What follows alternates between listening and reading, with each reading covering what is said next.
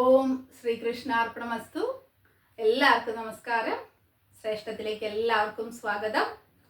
കർമ്മദോഷ നിവാരണം, സുഖശ്രേഷ്ഠ ജീവനം. ഇന്നത്തെ നമ്മുടെ വിഷയം ഗോചരമാണ്. അപ്പൊ ഗോചരം എന്ന വാക്കിന്റെ അർത്ഥം എന്താണ്? ചരം ഒരു സംസ്കൃത വാക്കാണ് അല്ലെ. അപ്പൊ ചരം എന്ന് പറഞ്ഞു കഴിഞ്ഞാൽ ചരിക്കുക, സഞ്ചരിക്കുക എന്നുള്ളതാണ്.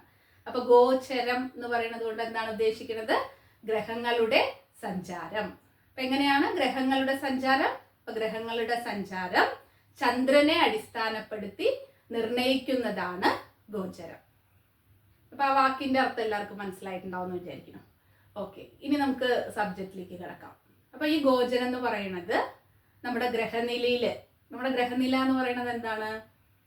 നമ്മൾ ഒരു കുട്ടി ജനിച്ച സമയത്ത് ആകാശത്തുള്ള ഗ്രഹങ്ങളുടെ പൊസിഷൻ, അതങ്ങനെ ഫോട്ടോസ്റ്റാറ്റ് എടുത്തു കഴിഞ്ഞാൽ എങ്ങനെ ഉണ്ടാവും, അതാണ് ഗ്രഹനില എന്ന് പറയുന്നത് അല്ലേ. അതെന്ന് പറയുന്നതാണ് നമ്മുടെ പൂർവജന്മ കർമ്മത്തിനനുസരിച്ച് പറയാം. അതെങ്ങനെയാണോ നമ്മൾ പൂർവ്വജന്മത്തിൽ നല്ല കർമ്മമാണോ ചെയ്തിട്ടുള്ളത്, മോശ കർമ്മമാണോ ചെയ്തിട്ടുള്ളത് എന്നൊക്കെ അടിസ്ഥാനപ്പെടുത്തിയിട്ടാണ് നമ്മുടെ ഒരു റീബർത്ത് അല്ലേ. അപ്പൊ അതിന് തന്നെയാണ് പ്രസക്തി കൂടുതൽ. നമ്മുടെ രാശി ചാർട്ട് എന്ന് പറയും അല്ലെ, D1 ചാർട്ട്, അത് തന്നെയാണ് കൂടുതൽ പ്രാധാന്യം. 70% റിസൾട്ട് അത് നോക്കിയിട്ട് തന്നെയാണ് പറയുക. എങ്കിലും ഒരു 30% എന്ന് പറയുന്നത് ഈ ഗോചരത്തിന്റെ കാര്യം കൂടെ ശ്രദ്ധിക്കണം എന്നുള്ളതാണ്. അപ്പൊ അതുകൊണ്ടാണ് ഈ ഗോചരം നമ്മൾ നോക്കിയിട്ട് അതിലൊരു പ്രിഡിക്ഷൻ കൂടെ എടുക്കുമ്പോഴാണ് റിസൾട്ട് കംപ്ലീറ്റ് ആവുക. അപ്പോഴല്ലേ 100 ആവുള്ളൂ. അല്ലെങ്കിൽ ഒരു 70% ഒരു ജനറൽ അനാലിസിസ് ആണ് നമ്മൾ നടത്തുക രാശി ചാർട്ട് വെച്ചിട്ട്. പിന്നെ അന്നത്തെ പൊസിഷൻ അല്ലെ, ഇപ്പൊ ഇന്ന് എങ്ങനെയുണ്ട് ആകാശത്ത് എന്നുള്ളതാണ് നമ്മൾ ഗോചരം കൊണ്ട് ഉദ്ദേശിക്കുന്നത്. അപ്പൊ അതും കൂടെ നമ്മുടെ ജീവിതത്തെ തീർച്ചയായിട്ടും അഫക്റ്റ് ചെയ്യുന്നുണ്ട്. അപ്പൊ ഇത് രണ്ടും കൂടെ കമ്പൈൻ ചെയ്യുമ്പോഴാണ് നമുക്ക് പൂർണ്ണമായിട്ടുള്ള ഒരു റിസൾട്ട് വരുന്നത്. അപ്പൊ ഇന്ന് നമ്മൾ മനസ്സിലാക്കാൻ പോണത് ഇതിന്റെ ഒരു ബേസിക് കാര്യമാണ്. ഗോചരം എന്ന് പറയുമ്പോൾ നമ്മൾ ശ്രദ്ധിക്കേണ്ട ഇമ്പോർട്ടൻ്റ് ആയിട്ടുള്ള കാര്യം എന്താണ് എന്നുള്ളതാണ്. അപ്പൊ ആദ്യം നമ്മൾ പറഞ്ഞിട്ടുണ്ടായിരുന്നു ചന്ദ്രനെ ഡിപ്പെൻഡ് ചെയ്തിട്ടാണ്, ചന്ദ്രനിൽ നിന്നാണ് നമ്മൾ ഓരോ ഗ്രഹങ്ങളുടെയും പൊസിഷൻ നിർണ്ണയിക്കേണ്ടത് എന്ന് പറഞ്ഞിട്ടുണ്ടായിരുന്നു. അപ്പൊ എന്താ ചെയ്യേണ്ടത്? എല്ലാ ഗ്രഹങ്ങൾക്കും നമ്മളിവിടെ എഴുതി വെച്ചിട്ടുണ്ട്. ഈ ഒരു പ്ലേസ്മെന്റ് എന്ന് പറയുന്നത് വരുമ്പോഴാണ് ഗോചരത്തിൽ അത് പോസിറ്റീവ് ഗുണം തരുമോ നെഗറ്റീവ് തരുമോ എന്നുള്ളത്. അപ്പൊ ആദ്യം നോക്കേണ്ടത് സൂര്യനെയാണ്. സൂര്യൻ എന്ന് പറയുമ്പോൾ നമ്മൾ ചന്ദ്രനിൽ നിന്ന് എണ്ണണം. നമ്മുടെ രാശി എന്ന് പറയുന്നത് അല്ലെ, നമ്മുടെ ജന്മനക്ഷത്രം നിൽക്കുന്നതാണ് നമ്മുടെ രാശി എന്ന് പറയുന്നത്. അവിടെ നിന്നാണ് എണ്ണേണ്ടത്. ഗോചരത്തിലെ പ്രസന്റ് കണ്ടീഷൻ എങ്ങനെയുണ്ട് എന്നുള്ളത് രാശി ചാർട്ടിനെ മാറ്റിവെക്കുക. നമ്മൾ ഇന്ന് മനസ്സിലാക്കുന്നത് ഗോചരം. അപ്പൊ ആ രാശി ചാർട്ടിൽ നിന്ന് നമ്മൾ എന്ത് മാത്രം എടുക്കണ്ടു? നമ്മുടെ ചന്ദ്രന്റെ പൊസിഷൻ എന്താണ്. ഇപ്പൊ ഒരു ഉത്രട്ടാതി നക്ഷത്രത്തിലാണ് ഒരാൾ ജനിച്ചിരിക്കുന്നതെങ്കിൽ അവരുടെ ചന്ദ്രൻ എവിടെയാണ് നിൽക്കുക? മീനം രാശിയിൽ അല്ലെ. അപ്പൊ ആ മീനത്തിൽ നിന്നാണ് കൗണ്ട് ചെയ്യേണ്ടത് എന്നർത്ഥം. ഓക്കെ, പൂയം നക്ഷത്രത്തിലാണെങ്കിൽ കർക്കടക രാശി എന്ന് പറയും. അപ്പൊ ആ ജന്മനക്ഷത്രം നിൽക്കുന്ന രാശിയിൽ നിന്ന് വേണം കൗണ്ട് ചെയ്യണം. അപ്പൊ നമ്മൾ രാശി ചാർട്ടിന്ന് ആ ചന്ദ്രനെ മാത്രം ഒന്ന് എടുക്കുക എന്നുള്ളതാണ്. അപ്പൊ അതില് സൂര്യൻ എന്ന് പറയുന്നത് 3, 6, 10, 11 ചന്ദ്രനിൽ നിന്നും 3, 6, 10, 11 പൊസിഷനിലേക്ക് വരുമ്പോഴാണ് സൂര്യന്റെ കാരകത്വം നന്നായിട്ട് ചെയ്യാന്നുള്ളത്. അതുപോലെ ചന്ദ്രനാണെങ്കിലോ 1, 3, 6, 7, 10, 11. ഗുരു 2, 5, 7, 9, 11. ഇനി പാപഗ്രഹങ്ങളായിട്ടുള്ള ശനിയുണ്ട്, കുജനുണ്ട്, സർപ്പം, കേതു അല്ലെ. ഇവരെല്ലാരും തന്നെ 3, 6, 11 ചന്ദ്രനിൽ നിന്ന് 3, 6, 11 നിൽക്കുമ്പോഴാണ് ഗുണഫലം നമുക്ക് തരിക എന്നർത്ഥം. അത് കഴിഞ്ഞ് ശുക്രന് മാത്രം, ബാക്കി എല്ലാം 9 ഭാവങ്ങളും നല്ലതാണ്. 6, 7, 10 ചന്ദ്രനിൽ നിന്നും 6, 7, 10 ഈ 3 ഭാവങ്ങളിൽ ശുക്രൻ നിൽക്കുമ്പോൾ മാത്രമാണ് പ്രശ്നങ്ങൾ ഉണ്ടാവുക. ബാക്കി എല്ലാ 9 ഭാവങ്ങളിൽ ശുക്രൻ നിൽക്കുമ്പോഴും ഗുണദായകനാണ് എന്നുള്ളതാണ്. ഇതാണ് ഒരു ബേസിക് ആയിട്ടുള്ള ഒരു അവയർനെസ് ഗോചരത്തെ കുറിച്ച് വേണ്ടത്. അപ്പൊ അത് കഴിഞ്ഞിട്ട് നമ്മൾ നെക്സ്റ്റ് എന്താണ് നമുക്ക് ശ്രദ്ധിക്കേണ്ട കാര്യം എന്ന് പറയുന്നത്?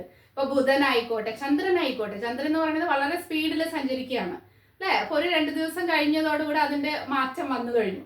അപ്പൊ അത് മോശമാണെങ്കിലും നമ്മുടെ ജീവിതത്തെ അത്ര ബാധിക്കൂ ഇല്ല. കുറച്ച് മാനസികമായിട്ടുള്ള കുറച്ച് ബുദ്ധിമുട്ടുകൾ കൊണ്ട് ഒരു 2-3 ദിവസത്തിനകം അത് തീർന്നു എന്നുള്ളതാണ്. അപ്പൊ ചന്ദ്രന്റെ ട്രാൻസിറ്റ് എന്ന് പറയുന്നത് അത്ര ശ്രദ്ധിക്കേണ്ട കാര്യമില്ല അല്ലെ.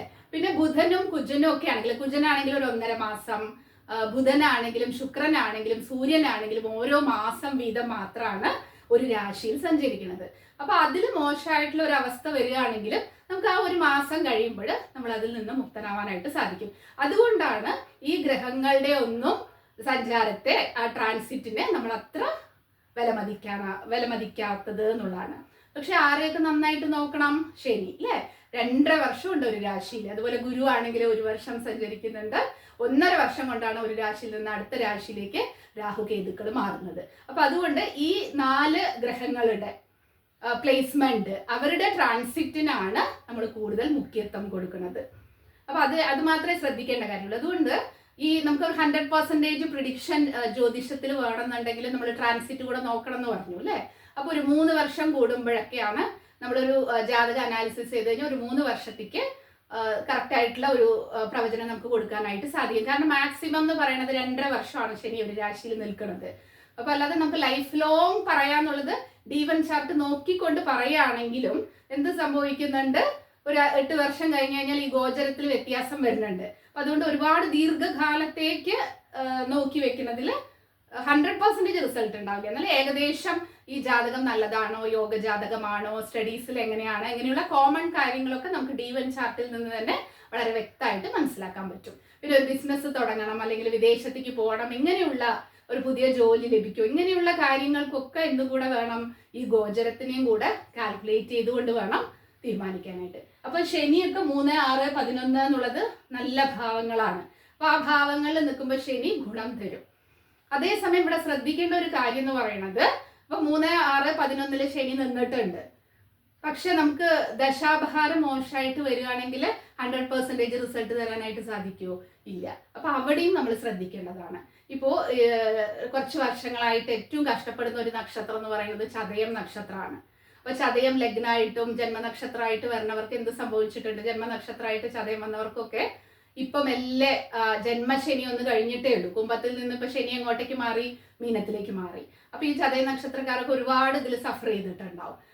അപ്പൊ തന്നെ ഒന്ന് ആശ്വസിക്കാന്ന് പറയുമ്പോഴേക്കും ആരാണ്? മീനത്തിൽ നിന്ന് കുംഭത്തിലേക്ക് ഇറങ്ങി വന്നിട്ടുണ്ട്? രാഹു ഇറങ്ങി വന്നിട്ടുണ്ട്. ഇപ്പൊ രാഹുവിന്റെ നക്ഷത്രത്തിൽ സഞ്ചരിക്കുന്നത് കൊണ്ടാണ് ഈ യുദ്ധം പോലെയുള്ള മോശമായിട്ടുള്ള അനുഭവങ്ങളൊക്കെ വരണമെന്ന് പറയുന്നു. അതിന് ആധികാരികമായിട്ട് സംസാരിക്കാനുള്ള അറിവ് എനിക്കില്ല. എങ്കിലും നമുക്ക് ആ ഒരു ഗ്രഹങ്ങളുടെ സ്വാധീനം തീർച്ചയായിട്ടും നമ്മളെ അഫക്റ്റ് ചെയ്യും എന്നുള്ളതിൽ ഉറപ്പില്ല. അപ്പൊ ഈ ചതയ നക്ഷത്രത്തിനെ ആശ്വസിക്കാനായിട്ടുണ്ടോ? ഇല്ല. പക്ഷെ എല്ലാ ചതയ നക്ഷത്രക്കാരും ഇത് ഒരുപോലെയാണോ സഫർ ചെയ്യുന്നത്? ഒരിക്കലും അല്ല അല്ലെ. കാരണം എന്താണെന്ന് വെച്ചാൽ അവരുടെ ഏജ് ഡിഫറൻസ് ഉണ്ടാവും. അതിനനുസരിച്ചിട്ട് അവരുടെ ദശാപഹാരങ്ങൾ വരും. അത് യോഗമാണോ അവയോഗമാണോ എന്നൊക്കെ ചിന്തിക്കുമ്പോഴാണ്. നമുക്കൊരു നല്ല യോഗദശ വരുന്ന സമയത്താണെങ്കിൽ എന്ത് ചെയ്യാൻ പറ്റും? എല്ലാം പിടിച്ചു നിൽക്കാനായിട്ട് സാധിക്കും. നമ്മുടെ ലഗ്നത്തിനും ലഗ്നാധിപനും ഒക്കെ ഫലം ഉണ്ടോ? ഇതാണ് നമ്മൾ ജാതകത്തിൽ നോക്കേണ്ടത്. ഒരു ജാതകം കിട്ടിക്കഴിഞ്ഞാൽ ആദ്യം ശ്രദ്ധിക്കേണ്ടത് എന്താണ്? അത്യാവശ്യം നമ്മുടെ ഗ്രഹങ്ങൾക്കൊക്കെ ഒരു സ്ട്രെങ്തൻ ഉണ്ടോ ജാതകത്തിൽ എന്നാണ് ശ്രദ്ധിക്കേണ്ടത്. അപ്പൊ അങ്ങനെ ആവുമ്പോൾ ഇത്തരം മോശമായിട്ടുള്ള ഒരു അവസ്ഥയിലൂടെ പോകുമ്പോഴും ചെറിയ ഒരു കഷ്ടങ്ങൾ കൊടുത്ത് നമുക്ക് പിടിച്ചു നിൽക്കാനായിട്ട് സാധിക്കും. അതേസമയം ജാതകത്തിന് ബലവും ഇല്ലാതെ ഇതേപോലെ ഗ്രഹങ്ങളുടെ പൊസിഷനും ആ ഗോചരവും കൂടെ മോശമായിട്ട് വരുമ്പോഴാണ് എന്തിനാ ജീവിക്കണ എന്നുള്ളൊരു അവസ്ഥ തന്നെ വരുന്നത് എന്നുള്ളതാണ്. അപ്പൊ അങ്ങനെയുള്ള ഒരു കാര്യങ്ങൾ വളരെ വ്യക്തമായിട്ട് മനസ്സിലാക്കുന്നത് നമ്മൾ ഈ ഗോചരം നോക്കിയിട്ടാണ്. തീർച്ചയായിട്ടും ഈ ഒരു പ്ലേസ്മെന്റ് നോക്കണതിനോടൊപ്പം തന്നെ നമ്മുടെ ദശാപഹാരങ്ങളും തീർച്ചയായിട്ടും നോക്കണം എന്നുള്ളതാണ്. ഇനി നമ്മളിപ്പോ ബുധന്റെ ഗോചരത്തെ കുറിച്ച് പറയണം. ബുധന്റെ ഗോചരം എന്ന് പറയുമ്പോൾ നമുക്ക് അത്ര ബുദ്ധിമുട്ടുള്ള കാര്യമല്ല. എങ്കിലും ഇപ്പോ കുംഭത്തിൽ നിന്ന് മീനത്തിലേക്ക് ഏപ്രിൽ 11 ബുധൻ മാറാൻ പോവാണ്. അതേപോലെ തന്നെ 6-ാം തീയതിയോടുകൂടെ, ഏപ്രിൽ 6 കുജനും കുംഭത്തിൽ നിന്ന് മീനത്തിലേക്ക് പോകുന്നുണ്ട്. അപ്പൊ ഇപ്പൊ മീനം രാശിയിൽ ഏപ്രിൽ മാസത്തില് മീനം രാശിയിൽ ആരെല്ലാം വന്നു കഴിഞ്ഞു? ബുധനുണ്ട്, സൂര്യൻ ഓൾറെഡി അവിടെ വന്നു കഴിഞ്ഞിട്ടുണ്ട്, ശനി ഉണ്ട്, കുജനും കൂടെ വരുമ്പോ 3 പാപന്മാരുടെ ഇടയിൽ ആര് വന്നു? ബുധൻ വന്നു. അപ്പൊ തീർച്ചയായിട്ടും ഈ ബുധൻ എന്ന് പറയുന്നത് അവിടെ മീനം രാശിയിൽ ബുധൻ എത്തുമ്പോൾ അത് നീചമാണ് അല്ലെ, ശക്തി ഇല്ലാത്ത അവസ്ഥയിലേക്ക് വരികയാണ്. അപ്പൊ ആ ഒരു സമയത്തൊക്കെ ഒരു കുഞ്ഞ് ജനിക്കുക എന്ന് പറയുമ്പോൾ അല്പം അങ്ങനെയുള്ള കാര്യങ്ങളിലൊക്കെ ആ കുട്ടിക്ക് ബുദ്ധിമുട്ടുകളല്ല, വിദ്യാഭ്യാസപരമായിട്ടുള്ള കാര്യങ്ങളൊക്കെ കുറച്ച് ബുദ്ധിമുട്ട് സഫർ ചെയ്യേണ്ടി വരും. പിന്നെ ആ സമയത്തിനനുസരിച്ച് ലഗ്നത്തിനനുസരിച്ച് അത് എത്രാമത്തെ ഭാവമായിട്ടാണ് മാറുന്നത് എന്നുള്ളതിനൊക്കെ അനുസരിച്ച് വ്യത്യാസം ഉണ്ടാവും. അപ്പൊ നമ്മൾ ശ്രദ്ധിക്കേണ്ടത് ആരാണ്? ഈ ബുധന്റെ മാറ്റത്തിൽ ശ്രദ്ധിക്കേണ്ടത് ആരൊക്കെയാണ്? മിഥുന ലഗ്നക്കാരും കന്നി ലഗ്നക്കാരുമാണ്. അതുപോലെ തന്നെ നമ്മൾ ഏത് ലഗ്നമായാലും ബുധദശയാണ് നടക്കുന്നത് എങ്കിൽ ബുധന്റെ അപഹാരമാണ് നടക്കുന്നത് എങ്കിലെല്ലാം ഈ ഒരു മാസം എന്ന് പറയുന്നത് വളരെ ശ്രദ്ധിക്കണം. കാരണം ബുധൻ നമ്മുടെ ലഗ്നാധിപൻ ബുധനാണ്. അപ്പൊ ബുധന് വളരെ വീക്കായിട്ടുള്ള ഒരു പ്ലേസ്മെന്റ് കിട്ടുക, ഇത്രയും ഭാവന്മാരുടെ ആക്രമണം കൂടെ ആകുമ്പോൾ നമുക്കൊന്ന് പിടിച്ചു നിൽക്കുക എന്ന് പറയുന്നത് ബുദ്ധിമുട്ടുള്ള കാര്യമാണ്. പക്ഷെ നമുക്ക് ഇതിലൊരു സൊല്യൂഷൻ, അല്ലെങ്കിൽ ഇതെന്താന്ന് വെച്ചാൽ ഒരു മാസത്തെ കാര്യമല്ലേ ഉള്ളൂ. അത് കഴിയുമ്പോഴേക്കും എന്ത് സംഭവിക്കും? മേടത്തിലേക്ക് ബുധൻ പോകും അല്ലേ. അപ്പോൾ ശനി എന്തായാലും അവിടെ പെർമനന്റ് ആയിട്ടുണ്ട് കുറെ കാലം. അപ്പൊ ശനി പിന്നാലെ വരുമൊന്നുമില്ല. അപ്പൊ അതുകൊണ്ട് ശനി എന്നുള്ള ഒരു ടെൻഷൻ നമുക്ക് അതിൽ നിന്ന് ഒഴിവാക്കാം. അപ്പൊ ബുധന്റെയൊക്കെ ഈ ട്രാൻസിറ്റ് അത്ര ടെൻഷൻ ആവേണ്ട കാര്യമില്ല. എങ്കിലും നമ്മൾ ഇതുപോലെയുള്ള കാര്യങ്ങൾ, ഇതുപോലെയുള്ള ശാസ്ത്രം മനസ്സിലാക്കുമ്പോൾ ആ ഒരു സമയത്ത് അല്പം ശ്രദ്ധിച്ചിരിക്കുക എന്നുള്ളതാണ്. അതാണ് ഈ ഗോചരത്തിൽ പറയുന്നത്. അപ്പൊ നമ്മളൊരു പുതിയ ഡിസിഷൻ എടുക്കുമ്പോൾ, വളരെ റിസ്ക് ആയിട്ടുള്ള ഒരു കാര്യങ്ങൾ, ഒരു ബിസിനസ് സ്റ്റാർട്ട് ചെയ്യുകയൊക്കെ ആണെങ്കിൽ നല്ലവണ്ണം ചിന്തിച്ച് എടുക്കേണ്ട ഒരു സമയമാണ്. കാരണം പ്രസന്റിൽ ബുധൻ എന്നുള്ളത് മോശമായിട്ടുള്ള ഒരു അനുഭവമായിരിക്കും നമുക്ക് തരുന്നത്. അപ്പൊ ആ ഒരു പീരീഡ് കഴിഞ്ഞിട്ട് നമ്മൾ ആ ഡിസിഷൻ എടുക്കാം എന്നുള്ളതൊക്കെ തീരുമാനിക്കുന്നത് ഉത്തമമായിട്ട് വരും. പിന്നെ ഈ ജന്മശനി, അഷ്ടമശനി പോലെയുള്ളവർക്കൊക്കെ ഇതുപോലെയുള്ള ട്രാൻസിറ്റും കൂടെ വരുന്ന സമയത്ത് കുറച്ച് കൂടുതൽ കെയർഫുൾ ആയിട്ട് ഇരിക്കേണ്ടതാണ്. അപ്പൊ നമുക്ക് കാര്യങ്ങൾ എന്താണെന്ന് വ്യക്തമായിട്ട് മനസ്സിലാക്കുമ്പോൾ നമുക്ക് ഭയപ്പെടാനുള്ളൊരു ശാസ്ത്രമല്ല, നമുക്ക് ഓരോ അറിവുകൾ തരുന്നൊരു ശാസ്ത്രമാണെന്ന് തീർച്ചയായിട്ടും മനസ്സിലാക്കാനായിട്ട് സാധിക്കും എന്നുള്ളതാണ്. ഇനിയൊരു റിക്വസ്റ്റ് എന്താണ്, എപ്പോഴും പറയണമല്ല, സെയിം റിക്വസ്റ്റ് ആണ്. ഇതുപോലെ നമ്മുടെ പേഴ്സണൽ ജാതകം എടുത്തിട്ട് എൻ്റെ ബുധൻ ഇങ്ങനെയാണ് എന്നൊക്കെ പറഞ്ഞുകൊണ്ട് ദയവ് ചെയ്ത് കമൻറ്റ് ചെയ്യരുത്. അതുപോലെ തന്നെ പേഴ്സണലായിട്ട് വാട്സപ്പ് ചെയ്യരുത് എന്നൊരു റിക്വസ്റ്റ് ആണ്. കാരണം ഒരു പ്ലേസ്മെന്റ് മാത്രം, ഒരു ഗ്രഹത്തിന്റെ പ്ലേസ്മെന്റ് മാത്രം വെച്ചുകൊണ്ട് ഒന്നും പറയാനായിട്ട് സാധിക്കില്ല എന്നുള്ളതാണ്. പിന്നെ നമ്മൾ ചിന്തിക്കണം അല്ലെ, നമ്മൾ ഒരാൾക്ക് ഇതുപോലെ ഒരു മെസ്സേജ് ഇതുപോലെ അയക്കുമ്പോൾ എത്ര പേരായിരിക്കും ഇതുപോലെയുള്ള കമന്റുകൾ അയക്കുക എന്നുള്ളത് നമ്മളൊന്ന് ചിന്തിച്ചത്. നമ്മുടെ ഒരു അവസ്ഥ എന്തായിരിക്കും ഈ ഒരു സ്ഥിതിയിൽ നമ്മളാണെങ്കിൽ ഇതിനെങ്ങനെ കൈകാര്യം ചെയ്യുന്നു കൂടെ ഒന്ന് ചിന്തിക്കുകയാണെങ്കിൽ നന്നായിട്ടുണ്ടാവുമെന്ന് തോന്നുന്നു. കൺസൾട്ടേഷൻ വേണമെന്നുണ്ടെങ്കിൽ വാട്സപ്പ് ചെയ്യുക. അല്ലാതെ അവരുടെ പേഴ്സണൽ ജാതകത്തിൽ വെച്ചിട്ട് വാട്സപ്പ് ചെയ്യുന്നത് കുറച്ച് ബുദ്ധിമുട്ടായിട്ട് തോന്നുന്നുണ്ട് എന്നുള്ളത് ഓർമ്മിപ്പിക്കുകയാണ്. അറിവുകൾ നേടാൻ വേണ്ടിയിട്ട് നമുക്ക് ഞാൻ മനസ്സിലാക്കിയിട്ടുള്ള ചെറിയ ചെറിയ അറിവുകളാണ് നിങ്ങൾക്ക് മുന്നിൽ ഷെയർ ചെയ്തിട്ടുള്ളത്. അപ്പോൾ അത് കൂടുതൽ ആ അറിവിലേക്ക് നമ്മൾ സഞ്ചരിക്കാൻ വേണ്ടിയിട്ട് തീർച്ചയായിട്ടും ഇതുപോലെയുള്ള വീഡിയോകളുമായിട്ട് ഇനിയും കണ്ടുമുട്ടാം. നന്ദി, നമസ്കാരം.